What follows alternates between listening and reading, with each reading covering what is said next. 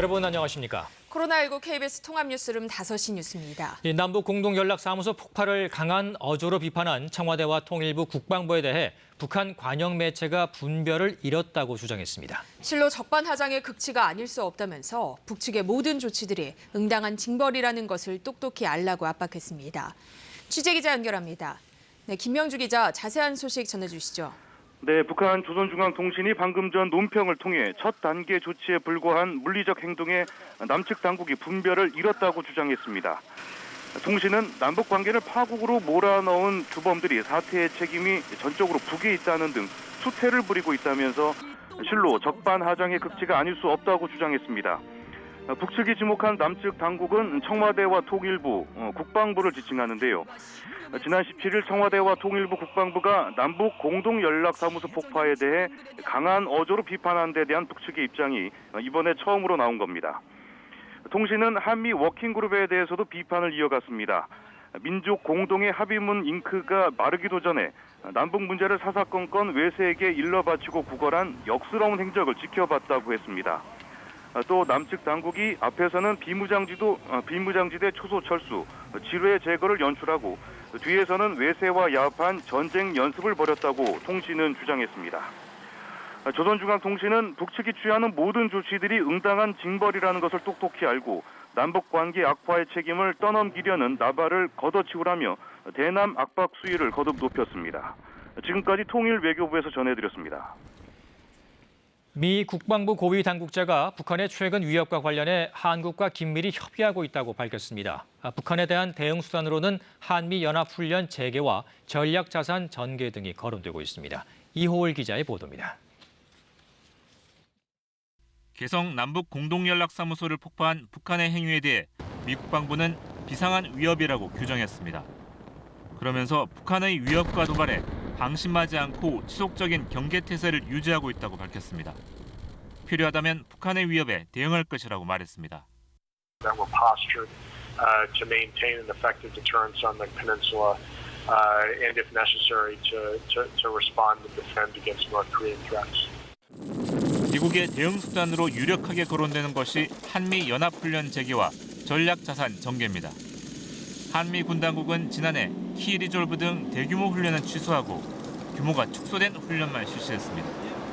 스텔스 전투기 등 미군 전략자산의 한반도 전개도 2018년 이후 사실상 중단됐습니다. 헬비 차관보 대행은 앞서 나가기를 원치 않는다면서도 가장 효과적인 억제 수단을 놓고 한국과 매일 논의하고 있다고 말했습니다. Day-to-day interactions with the Republic of Korea to identify ways and things that we need to do to ensure that we're presenting the most effective deterrence and response capability if that's needed. 미국을 방문 중인 이도훈 한반도 평화교섭본부장은 대북 특별대표를 겸하고 있는 비건 국무부 부장관과 비동계 회동했습니다.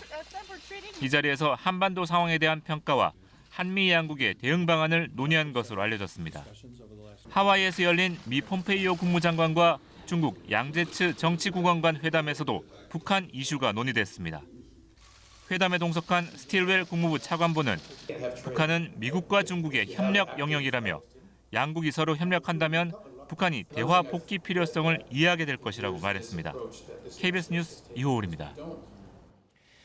우리 군은 강화된 대북 감시 태세를 유지하고 있습니다. 또 문재인 대통령은 김현철 통일부 장관의 사표를 수리했습니다. 강푸른 기자가 보도합니다.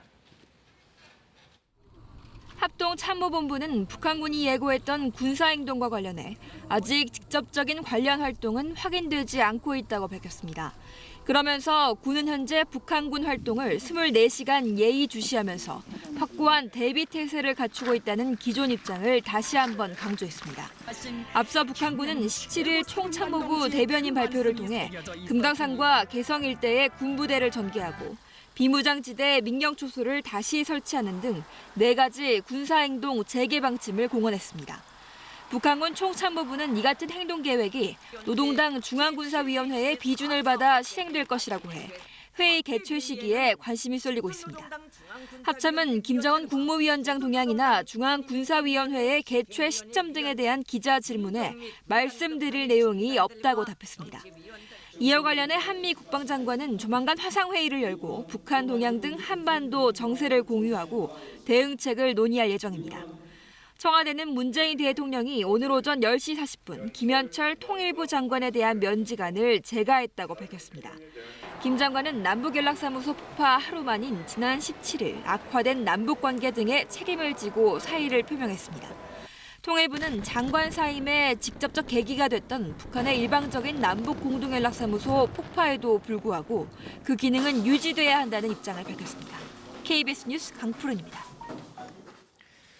일본 정부가 적기지 타격 능력 보유 논의를 본격화하겠다는 뜻을 밝혔습니다. 스가 요시히데 관방장관은 오늘 정례 브리핑에서 법리상 다른 수단이 없다고 인정될 경우에 한해 적기지 공격 능력 보유가 가능하다면서 헌법이 정한 자위의 범위 내에서 또 전수 방위라는 원칙 아래 관련 논의를 진행시켜 나갈 생각이라며 이같이 말했습니다. 그는 또 최근 일본이 돌연 사업 백지화를 결정한 이지스 어쇼 도입과 관련해서는 이지스 어쇼 배치 중단으로 인해 일본 방위의 공백을 초래하는 일이 없어야 한다라고 말했습니다. 박병석 국회의장이 오늘로 예정됐던 상임위원장 추가 선출을 취소하고 여야의 협상 재개를 요구했습니다. 민주당은 추가 협상을 예고한 반면 통합당은 법사위원장을 돌려주지 않으면 국회 복귀는 불가하다고 맞섰습니다. 박혜진 기자입니다. 박병석 국회의장이 오늘 오후로 예정된 본회의를 열지 않기로 했습니다. 야당의 원내 지도부 공백을 고려해 오늘 본회의를 취소한다며 여야 협상을 촉구했습니다. 여야에 다시 한번 촉구합니다. 소통하고 대화에 꼭 합의를 이루어 주십시오. 지난 15일 박 의장은 통합당이 불참한 가운데 법사위 등 6개 상임위 위원장을 뽑았고 오늘 나머지 상임위원장 선출을 예고했습니다. 그러나 통합당 주호영 원내대표의 칩거로 여야 협상이 멈춰선 상황 등을 고려한 것으로 보입니다. 민주당은 다음 주 안에 원구성을 하도록 최선을 다하겠다며 통합당의 국회 복귀를 압박했습니다. 그동안 미통당하고 인내심을 가지고 대화를 해왔습니다. 이제라도 실기하지 말고 국회로 돌아오시기 바랍니다. 통합당은 법사위원장을 돌려주지 않는다면 협상은 없다고 했는데 김종인 비상대책위원장은 인내를 갖고 지켜보자고 했습니다. 원내대표가 좀 주말쯤 지나면 다시 올라오게 되고 그러면 원을 구성하는데 어떻게 우리가 참여할 것이냐 하는 결정할 수 있으리라고 저는 생각을 하고. 국회를 찾은 강기정 청와대 정무수석은 문재인 대통령이 국회 원구성 지연에 대해 안타깝게 생각하고 있다고 전했습니다. 민주당 김태년 원내대표와 만나 추경의 조속한 처리와 원구성, 남북관계 등에 대한 의견을 나눈 것으로 알려졌습니다. 박 의장이 협상 시한을 구체적으로 제시하지는 않은 가운데 여야는 주말까지 협상 전략을 가다듬을 예정입니다. KBS 뉴스 박혜진입니다. 대전에서 코로나19 집단 감염 확진자가 계속 늘고 있는 가운데 대전과 충남에서 어젯밤부터 오늘 사이 확진자 7명이 추가됐습니다. 이들은 모두 방문 판매 업체 확진자들과 직간접적으로 접촉한 것으로 파악됐는데요. 취재기자 연결합니다. 네, 한솔 기자 자세한 상황 전해주시죠. 네, 조금 전 대전에서 2명이 또 확진되면서 어젯밤부터 오늘 사이 대전과 충남 지역의 추가 확진자는 7명이 됐습니다. 지역별로는 대전에서 6명, 충남 공주 1명입니다. 이들은 모두 방문 판매 업체 관련 확진자와 카페나 찜질방 등에서 직간접적으로 접촉한 것으로 확인됐습니다. 특히 추가 확진자 중 대전의 50대 여성이 최근까지 대전의 한 노인요양원에서 요양보호사로 일한 것이 확인됐는데요. 환자를 포함해 요양원 내 107명 전원에 대한 이동 제한 조치가 내려졌고 검사를 진행하고 있습니다. 또 이 여성의 자녀가 다니는 대전의 한 중학교는 오늘 학생들을 조기 귀가시켰습니다. 방문 판매 업체를 중심으로 시작된 대전 지역 집단 감염 사태로 인한 대전, 세종, 충남 지역의 누적 확진자는 닷새 만에 29명으로 늘었습니다. 대전시는 이례적으로 강한 전파력을 가진 대전 지역 확진자 검체를 질병관리본부에 보내 분석을 의뢰했습니다. 또 확진자 가운데 3명이 신천지 교인인데다 상당수 확진자의 동선이 신천지 대전교회 주변 건물에 집중된 점도 주목하고 있습니다. 또 다른 감염 경로인 대전 꿈꾸는 교회는 서울 금천구의 도전기 업체와 연관성이 확인돼 방역당국이 역학조사를 벌이고 있습니다. 이런 가운데 대전시는 내일부터 2주 동안 고강도 생활 속 거리 두기를 시행하기로 하고 각종 행사와 소규모 종교 모임 자제를 부탁했습니다. 또 문화체육시설과 각종 공공시설을 임시 휴관하고 고위험 시설의 방역수칙 이행 여부를 집중 점검할 방침입니다. 지금까지 대전시청에서 KBS 뉴스 한솔입니다. 국내 코로나19 신규 확진자가 어제 하루 49명 늘었습니다. 산발적인 집단 감염이 계속되자 정부가 사각지대에 대한 방역 관리를 강화하기로 했습니다. 홍서구 기자입니다. 서울 구로 예스병원에 입원 중인 환자가 코로나19 확진 판정을 받아 오늘 병원이 임시 폐쇄됐습니다. 지난 12일 수술을 위해 입원한 이 50대 여성 환자가 발열과 근육통 증상이 나타나 어제 진단검사를 받은 결과 양성 판정을 받았습니다. 정부 서울청사에서 지난 12일 확진자와 접촉한 조리사 2명은 오늘 모두 음성 판정을 받았습니다. 어제 하루 코로나19 신규 확진자는 49명 늘었습니다. 수도권과 대전 지역에서 산발적 감염이 이어지면서 지역 감염이 32명, 해외 유입은 17명입니다. 방역당국은 지역 감염의 경우 식당을 주목하고 있습니다. 지난달 이후 식당 4곳, 주점 6곳 등 음식점 10곳에서 집단 감염이 발생했고 다른 손님 등에게 추가 전파가 이뤄지고 있다는 겁니다. 최근 경기도 이천의 고등학교 교사에 대한 역학조사 결과 서울 강남구 주점에서 옆좌석에 앉아있던 어학원 확진자들과 접촉한 것으로 확인됐습니다. 당시 옆좌석 7명 가운데 6명이 양성 판정을 받았습니다. 마스크 착용을 하지 않고 대화 등을 밀접하게 하기 때문에 전파 위험이 굉장히 높다는 겁니다. 또 해외 유입 가운데는 서남아시아 지역을 주목하고 있습니다. 방글라데시와 파키스탄 지역에서 온 10여 명의 확진자들이 해당 국가에서 감염된 상태로 입국했을 가능성이 크다고 보고 있습니다. 연령대별로는 최근 한 달 사이에 50대 이상 비중이 12%에서 55%로 5배 정도 증가했습니다. 이에 따라 기존 소규모 종교 모임이나 미신고 다단계 판매, 요양병원, 요양시설 등 기존 집중관리 대상에 대한 점검이 강화됩니다. 방역당국은 또 무료급식소, 노숙인 밀집지역, 쪽방촌 등에 대한 방역 조치도 실시한다고 설명했습니다. 이와 관련해 방역당국은 고시원과 쪽방촌 방역 지침을 마련해 오늘 지자체에 배포하기로 했습니다. 지난 10일부터 도입된 전자출입명부 QR코드는 현재까지 약 6만 개 시설에서 141만 건의 출입 기록이 작성된 것으로 집계됐습니다. 정부는 QR코드 도입 시설의 경우 방문자의 체온과 해외여행 경력 등을 별도 대장에 작성하지 않아도 되도록 절차를 간소화할 방침입니다. KBS 뉴스 홍서구입니다. 코로나19로 위기에 처한 항공, 해운 등 기간산업 협력업체들이 다음 달부터 5조 원 규모의 전용 대출을 이용할 수 있게 됩니다. 이 정부는 자동차 산업 협력업체들에 대한 구체적인 금융 지원 계획도 내놓았습니다. 박예원 기자의 보도입니다. 비상경제중앙대책본부는 정부 서울청사에서 7차 회의를 열고 기간산업협력업체에 5조 원 규모의 대출을 공급해주는 운영자금 지원 프로그램을 마련하기로 결정했습니다. 정부가 조성한 기간산업안정기금 중 1조 원을 출자해 특수목적기구를 마련한 뒤 이 기구가 시중은행의 협력업체 대출 채권을 사들이는 방식으로 재원을 마련합니다. 이런 방식으로 모두 5조 원 규모의 운영자금 대출을 다음 달부터 할 수 있다고 정부는 설명했습니다. 대상은 기간산업안정기금 지원 대상으로 지정된 항공, 해운업의 협력업체 가운데 2020년 5월 이전에 설립된 기업입니다. 이 외에도 금융위원회가 기획재정부와 협의를 거쳐 업종을 추가하는 것이 가능합니다.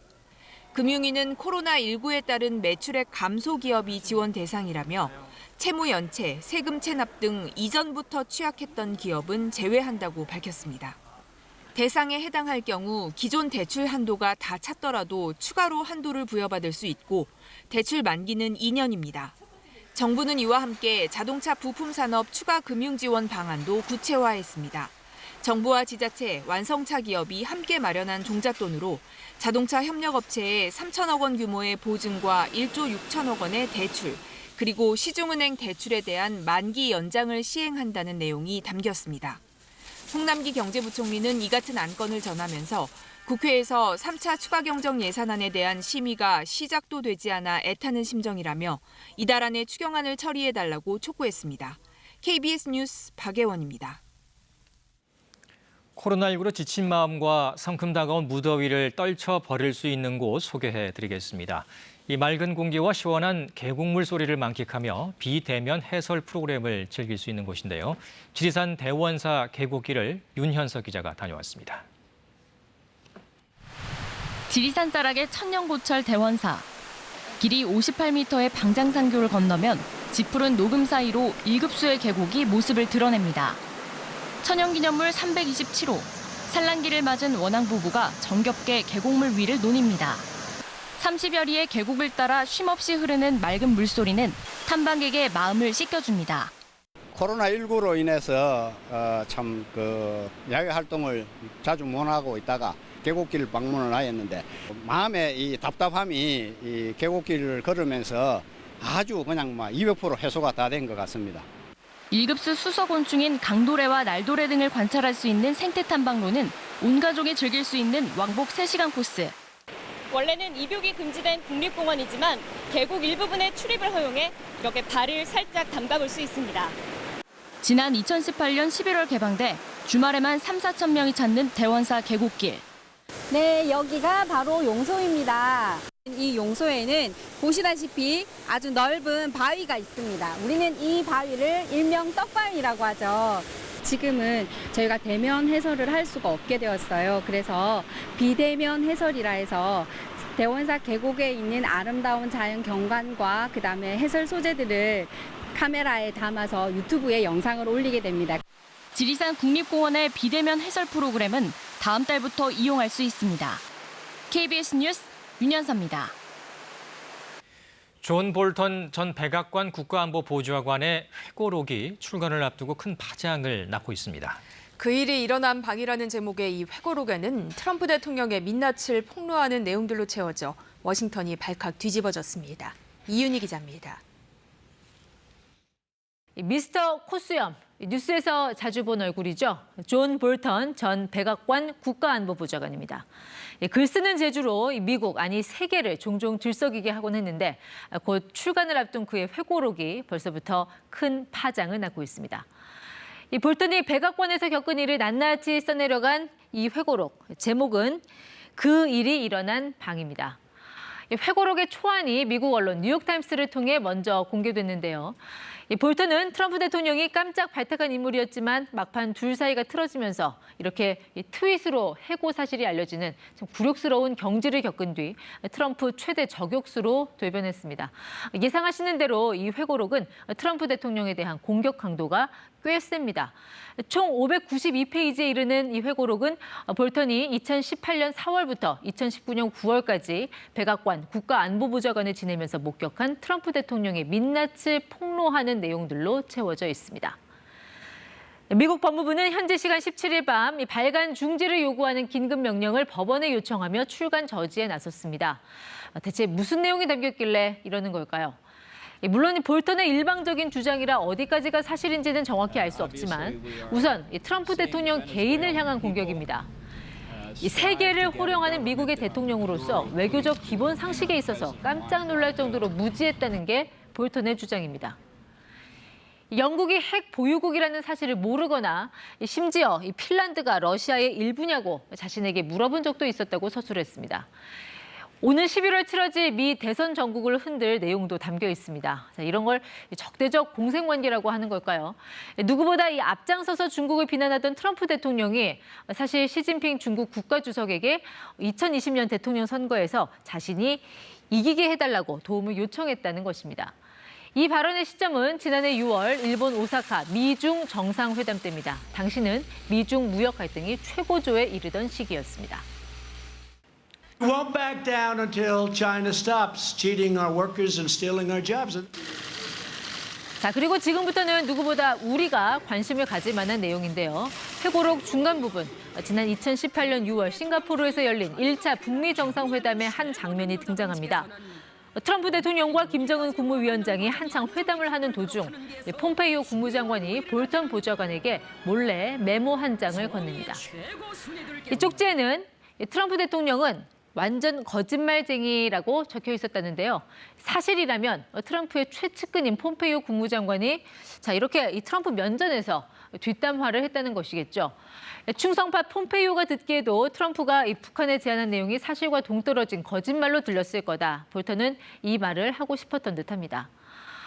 볼턴 전 부장관은 백악관 근무 시절 언제나 노트를 들고 다니며 트럼프 대통령의 발언을 꼼꼼히 적은 것으로 알려져 왔는데 볼턴은 회고록 출간을 앞두고 미국 방송사와 인터뷰를 하면서 트럼프 대통령이 이미 여러 번 거짓말을 해왔다고 주장했습니다. Is the president lying? Yes, he is. And it's not the first time either. 볼턴은 또 트럼프 대통령이 싱가포르 북미 정상회담을 단순히 홍보 행사로 여겼다고도 혹평했습니다. 당시 트럼프 대통령이 볼턴에게 이렇게 말했다고 하네요. 별 내용 없는 공동 성명에 서명하고 기자회견서 승리를 선언한 뒤 이 동네를 떠날 준비가 돼 있다라고 말했다는 겁니다. 싱가포르 회담 뒤 트럼프 대통령은 김정은 위원장을 친구라고 부르기도 했는데 이 볼턴의 폭로가 사실이라면 북한으로선 화가 날 만한 일이기도 하네요. 북한 입장에선 당시 볼턴 보좌관은 눈엣 가시 같은 존재였습니다. 볼턴은 싱가포르 북미 정상회담을 앞두고 선 핵폐기 후 보상을 공개 주장하는 등 대북 정책에서 초강경 노선을 견지해왔습니다. 이런 볼턴에 대해 북한은 안보 파괴 보좌관, 인간 쓰레기, 막말 섞인 비난을 쏟아내기도 했습니다.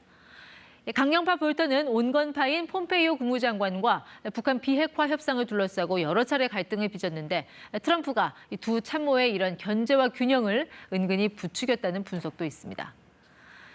볼턴의 회고록 내용이 일부 공개되자 그렇잖아도 대선에 또 북한 문제에 예민해 있을 트럼프 대통령 곧바로 불꽃 같은 트윗을 날렸습니다.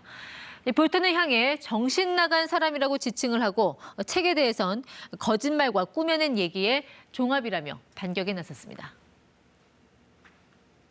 I think it's totally inappropriate that he does a book. That's highly classified information. I will consider every conversation with me as president highly classified.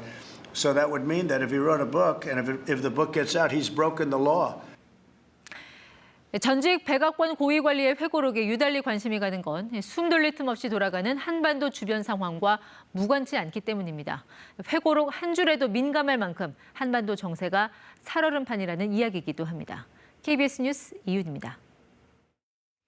한국전력과 KT가 국가하천의 국토청 허가를 받지 않고 설치한 전봇대가 무더기로 확인됐습니다. 재해가 발생할 때 안전사고를 초래할 수 있지만 수십 년간 관행적으로 불법 설치해온 것으로 드러났습니다. 정재은 기자가 보도합니다. 국가하천 옆 둔치 한가운데 전봇대가 줄지어 서 있습니다. 전봇대 아래 자풀 사이로는 통신선들이 뒤엉켜 있습니다. 국토관리청 단속반가 확인해보니 허가받지 않는 불법 점유물입니다. 하천법상 물의 흐름이 불안정하거나 수위 변화가 심한 둔치에는 전봇대를 설치할 수 없습니다. 국가하천 고수부지에 설치된 무허가 통신주입니다. 홍수 등 재해가 발생했을 때 쓰러짐 사고나 물 흐름에 장애를 일으킬 수 있습니다. 국토관리청 단속반이 금강 등 12개 국가하천에서 파악한 무허가 전봇대는 9천여 개. 허가받은 전봇대는 전체의 18%에 불과합니다. 한국전력과 KT가 국토청과 협의해 전봇대를 설치해야 한다는 관련법을 무시하고 관행적으로 설치해온 것으로 드러났습니다. 전력 공급을 우선으로 하다 보니까 이제 과거에 막 한 60, 70년대 그쪽에서 이제 우선적으로 전주를 이게 하천인지 아닌지 구분이 않고 이제 전력 공급을 한 부분이 있습니다. 그래도 지금까지 그 부분에 대해서 정상화하려고. 대전국토관리청은 강제 철거하면 전기통신 공급이 단절되는 만큼 이달 말까지 허가 기준에 맞는 곳으로 옮기도록 할 예정입니다. 하천 조명 허가 기준에 적합한 시설물은 무허가 시설물 중 양성화를 시키고 그다음에 부적합한 시설물은 철거 등 원상복구를 조치할 예정입니다. 대전국토관리청은 무허가 전봇대가 더 있을 것으로 보고 다른 지역 국토청과 조사 결과를 공유할 계획입니다. KBS 뉴스 정재훈입니다. 경북 경주경찰서는 지난달 25일 경주 동천동의 어린이 보호구역에서 9살 어린이가 탄 자전거를 차로 들이받아 다치게 한 혐의로 40대 운전자 A씨에 대해 구속영장을 신청했습니다. 국립과학수사연구원은 2차례 현장 검증과 사고 당시 상황을 분석한 끝에 해당 사고에 고의성이 있다고 감정했습니다. 경찰은 감정 결과를 바탕으로 운전자에 대해 민식이법보다 형량이 무거울 수 있는 특수상해 혐의를 적용하기로 했습니다. 운전자 A씨는 그러나 경찰 조사에서 사고 고의성을 부인해온 것으로 알려졌습니다. 그동안 보건소에서만 맞을 수 있었던 65세 이상 폐렴구균 무료 예방접종을 민간병의원에서도 맞을 수 있게 됩니다. 질병관리본부는 65세 이상 국민 중 폐렴구균 예방접종을 하지 않은 경우 오는 22일부터 12월 31일까지 주소지에 관계없이 민간병의원과 보건소에서 무료 접종이 가능하다고 설명했습니다. 예방접종이 가능한 민간병의원은 관할 보건소에 문의하거나 예방접종 도우미 온라인 홈페이지 등에서 확인할 수 있습니다. 이어서 오늘의 주식 시황을 KB증권에서 전합니다. KB증권입니다. 장중 방향을 잡지 못하고 보합권에서 횡보하던 코스피가 사흘째 계속되는 개인의 매수에 2140선을 회복했습니다. 코스닥 역시 개인이 물량을 사들이며 4거래일 연속 강세를 이어갔습니다. 오늘 코스피는 7.84포인트 상승한 2141.32에 코스닥은 4.7포인트 오른 742.03에 마감됐습니다. 전일 미국 증시는 실업 지표에 대한 실망감과 코로나19 재유행 우려 속에 혼조세로 장을 마쳤습니다. 이런 가운데 장중 지지부진한 모습을 보이던 코스피는 장 막판 개인과 외국인의 매수세가 유입되며 소폭 반등에 성공했습니다. 롯데케미칼이 영업이익 증가 전망에 힘입어 7% 넘게 급등했고 세계무역기구에서 한일 법정 분쟁이 본격화되면서 신성통상과 모나미가 상한가를 기록하는 등 애국 테마주도 줄줄이 큰 폭으로 올랐습니다. 반면 삼성중공업 우선주는 10거래일간의 상한가 행진을 멈추고 20% 넘게 급락했고 전일 가격 제한폭까지 올랐던 남양유업 우선주는 하한가까지 밀려났습니다. 오늘 원달러 환율은 1원 60전 오른 1209원 60전에 거래를 마쳤습니다. 지금까지 KB증권이었습니다. 동해안을 제외한 전국의 기온이 높게 올랐습니다. 한낮에 햇볕이 끌어올린 열기 때문에 대기의 상하층 간의 기온차가 생기면서 대기가 불안정해지겠는데요. 오늘 밤까지 전국 내륙 곳곳에서는 벼락을 동반한 소나기가 내리겠습니다. 특히 대기 층 간의 기온차가 더 벌어지는 충북 내륙과 경북 내륙에서는 우박이 떨어질 가능성도 있습니다. 주말인 내일도 기온은 30도 안팎까지 오르겠습니다. 역시 소나기의 가능성이 있는데요. 갑작스럽게 쏟아지는 소나기에 대비해 작은 우산은 챙기시는 것이 좋겠습니다. 또 오늘 밤부터 내일 새벽 사이에는 호남과 강원 산간 지역에 안개가 짙게 끼겠습니다. 내일 아침 기온은 서울이 21도, 청주, 광주 20도, 대구 19도로 예상됩니다.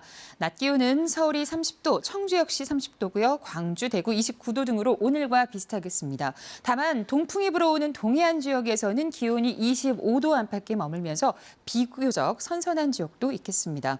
바다의 물결은 제주 먼바다에서 다소 높게 일겠습니다. 다음 주 수요일에는 전국에 비가 내리겠습니다. 기상정보였습니다. 코로나19 통합 뉴스룸은 7시 뉴스에서 이어집니다. 시청해주신 여러분 고맙습니다.